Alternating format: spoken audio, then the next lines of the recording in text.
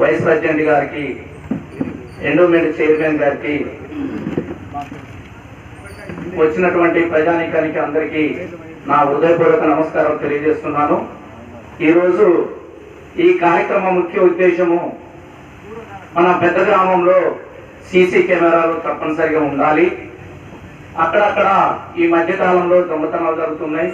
వాటితో పాటుగా మన గ్రామంలో కూడా చిన్న దొంగతనం జరగడం జరిగింది. అయినా కానీ అప్పటి నుంచి మన మండలంలో ఎస్ఐ గారు చాలా, వారి శాఖ వారు, పోలీస్ వారు, వారి ఆధ్వర్యంలో ఎస్ఐ గారు చాలా చాకచక్యంగా మన పిండిపోలు విషయాన్ని చాకచక్యంగా వాళ్ళు చేపట్టడం, దొంగలని పట్టుకోవడం జరిగింది. అదేవిధంగా ఈ విధంగా వారు ప్రయత్నం చేస్తున్నారు.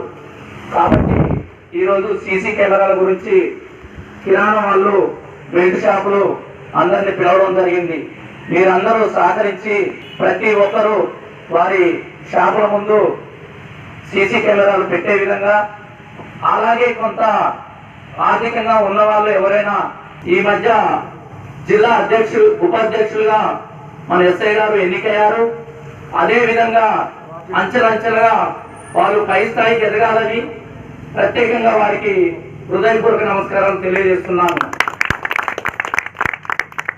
గ్రామంలో అందరూ ఈ పార్టీలకు అతీతంగా మన ఏజెండా గ్రామాభివృద్ధి ఏజెండాగా ఉండాలని ప్రతి ఒక్కరిని సర్పంచ్గా నేను ప్రతి ఒక్కరిని కోరుకుంటున్నాను. ఏదైనా ఎలక్షన్ల వరకే, తర్వాత గ్రామాభివృద్ధి కోసం అందరూ ఐక్యంగా ఉండాలి. మనం కూడా ఏదైనా కార్యక్రమం వచ్చినప్పుడు, ప్రభుత్వ ఉద్యోగులు వచ్చినప్పుడు, పోలీస్ శాఖ వారు వచ్చినా మనందరం సహకరిస్తేనే వారు కూడా ముందుకు పోగలుగుతారు. ఉదాహరణకు మన ఆరోగ్య ఉప కేంద్రం వాళ్ళు గ్రామంలో విష జ్వరాలు వచ్చినప్పుడు, ఇంకా ఇతర ఆరోగ్యాలు బాగలేనప్పుడు చాలా కష్టపడి చాలా వాళ్ళు తిరిగి గ్రామంలో అభివృద్ధి కోసం చేస్తున్నారు. కానీ వాళ్ళ వైపు నుంచి చెప్పినది ఏంటంటే మనకు సహకరించట్లేదు గ్రామంలో. కాబట్టి దయచేసి వాళ్ళకు సహకరించండి. గ్రామము ఆరోగ్యంగా ఉండాలంటే ప్రతి ఒక్కరికి మనం సహకరిస్తేనే గ్రామ పంచాయతీ మొత్తం ఆరోగ్యంగా ఉంటుందని, అదేవిధంగా ఈ అవకాశం ఇచ్చిన మీ అందరికీ నమస్కారం తెలియజేస్తూ ముగిస్తున్నాను. ఇప్పుడు రానున్న రోజుల్లో ఏమైతే అంటే ఈ వస్తువు విలువ పెరిగిన కొద్దిగా వాడు సింపుల్ గా మనీ సంపాదించినట్లు అనేది అలవాటు చేసుకుంటాడు. వాడి వ్యసనాలు, తర్వాత లేకపోతే ఇంకా ఆర్థిక అవసరాల గురించి ఏదో ఒక తప్పిదం చేయడానికి రెడీ అవుతాడు. దాంట్లో ఒకటి దొంగతనం.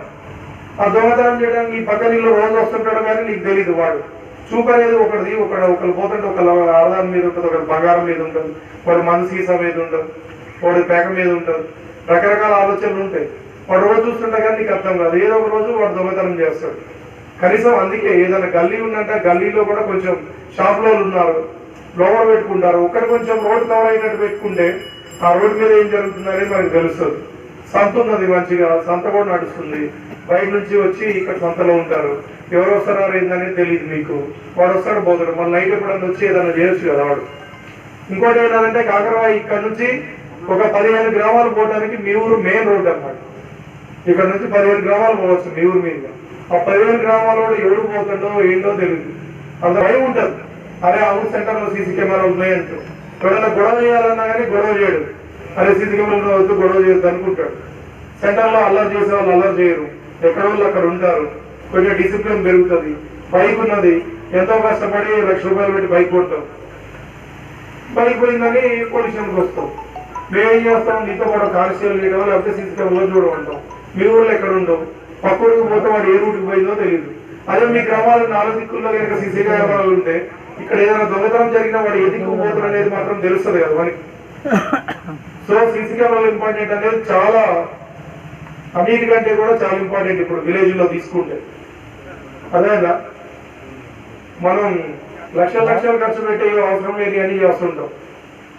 నిన్న బచ్చోళ్ళలో మాట్లాడినాం. మేము బచ్చోళ్ళలో మాట్లాడినప్పుడు ఇదే చెప్పిన, నువ్వు ₹1,00,00,000 పెట్టి గుడి కట్టారు అక్కడ, తప్పంటలేదు, గుడి కట్టుకోవచ్చు.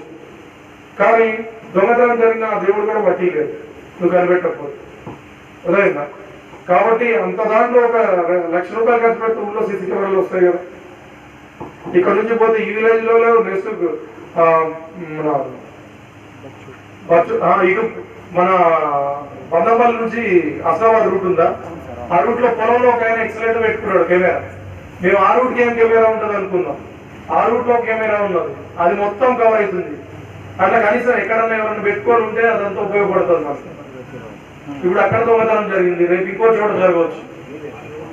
అందుకే సీసీ కెమెరాలు మీరు ఎంత తొందరగా వీలైతే అంత తొందరగా. ఊళ్ళో మంచి సౌండ్ పార్టీలు ఉన్నారు, తర్వాత బయట సెటిలర్స్ ఉన్నారు, ఇక్కడ నుంచి బయట దేశంలో ఉన్న వాళ్ళు ఉన్నారు. అందరూ కూడా గ్రామ పంచాయతీ తరఫున అడగండి, అడిగితే ఫండ్ పోగవుతుంది. మనం అడగకపోతే ఎవరు కూడా ఏం చేయరు, అడిగితే ఏదో ఒకటి చేస్తారు. నిన్న ఉన్నాడు గ్రామ పంచాయతీ సిబ్బంది ఉన్నాడు బచ్చోళ్ళు, నా వంతుగా నేను 4,000 ఇస్తానని తీసుకొచ్చి ఇచ్చిండు. అట్లా ఎవరో ఒకరు ముందుకు వస్తాడు. యూత్ ఉంటుంది, ఒక 50 మంది కలిసి వినాయక చవితిని పెడతారు. వినాయక చవితి పెడితే ఈ సందులో బొమ్మ ఉంటుంది, ఆ సందులో బొమ్మ ఉంటుంది, ఆ పక్క సందులో కూడా బొమ్మ ఉంటుంది. ఊరికి ఇంత పెద్ద ఊరికి ఒక 3 బొమ్మలు పెట్టరు, 30 బొమ్మలు పెడతారు. దేనికి? ఎంజాయ్ చేయడానికి. దేవుడి మీద భక్తి కాదండి, ఎంజాయ్ చేయడానికి 100%. అదే దేవుడి పాటలే పెట్టి మాలేసుకొని మీరు అక్కడే పడుకోవాలని చెప్పండి, సగం మంది చేయరు వినాయక చవితి. అర్థమైందా? మనం ఎటు పోతున్నాం, మన కల్చర్ ఏందనేది ఆలోచించకుండా ప్రతి ఒక్కరు కూడా ఎంజాయ్కి అలవాటు పడ్డారు. సరే పోరాటం వేసుకోవచ్చా, 4 రోజులు ఉత్సాహం ఉంటుంది, పిల్లలు కూడా స్కూల్ పిల్లలు కూడా వచ్చి కాసేపు కూర్చుంటారు, దాన్ని ఎవరు అంటలేదు. కానీ మనం ప్రతి ఒక్క దాంట్లో పెట్టే ఖర్చుకి మనం ₹1 పక్క పెడితే మన ఊరికి మంచి సీసీ కెమెరాలు వస్తాయి. సత్యనారాయణ రెడ్డి గారికి, నా ముందున్న బీరోలు గ్రామ వార్డు మెంబర్లకి, అలాగే గ్రామ ప్రజలందరికీ కూడా మా పోలీస్ తరఫున ధన్యవాదాలు తెలియజేస్తున్నాం. తీసుకుంటే దీంట్లో 3,180 ఓట్లు ఉన్నాయి, 12 వార్డులు ఉన్నాయి. వాటికి ఒక కెమెరా చొప్పున 12 కెమెరాలు ఉండాలి మనం మినిమం బీరోల్ విలేజ్ లో. యాక్చువల్గా ఏంటంటే 16 కెమెరాలు ఉంటే కొంచెం ఊరు మంచి కవర్ అవుతుంది. సెంటర్ లో ఒక 4, ఆ చివరి ఒకటి, ఆ చివరి ఒకటి, ఆ చివరి ఒకటి, ఇటు చివరి ఒకటి, మిగతా ఏదైనా గల్లీలో ఉంటే గల్లీలు కవర్ అయ్యేటట్టు.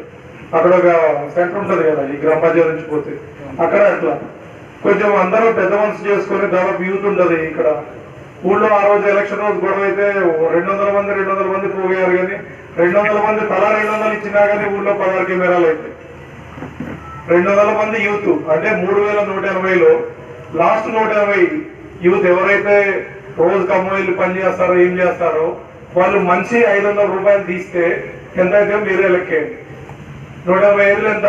ఒక రోజు ఎంజాయ్ మంది కాదనుకుంటాం మనం. ఇవన్నీ ఏమనిపిస్తుంది అంటే నవ్వులాట అనిపిస్తుంది, కానీ నిజం కదా 3 లక్షలు ఎంత కష్టమైన పని అది. సీసీ కెమెరాలు చూస్తే అసలు ఏ సీసీ కెమెరాలో కనీసం క్లారిటీ లేదు మీ ఊర్లో. సరే మాకు పిండిపోల్లో జరిగిందంటే రోడ్డు మీద 4 కెమెరాలు తీసుకొని ఒక 10 రోజులు మేము కూర్చుంటే మొత్తం నైట్ పైన లారీతో సహా ప్రతి ఒక్కరు కూడా చేసుకుంటే చివరికి మాకు చిన్న క్లూ దొరికింది. దాంట్లో ఒక 4 కెమెరాలు రోడ్డు మీద ఉన్నాయి చూసుకుంటే, అది కొంత కాల్ డేటా కొంత, తర్వాత బ్యాంక్ అనాలిసిస్ కొంత, ఇవన్నీ కలిపి మిక్స్ చేస్తే ఒక 15 రోజుల నుంచి 20 రోజుల మధ్యలో ఒక రిజల్ట్ వచ్చింది మాకు.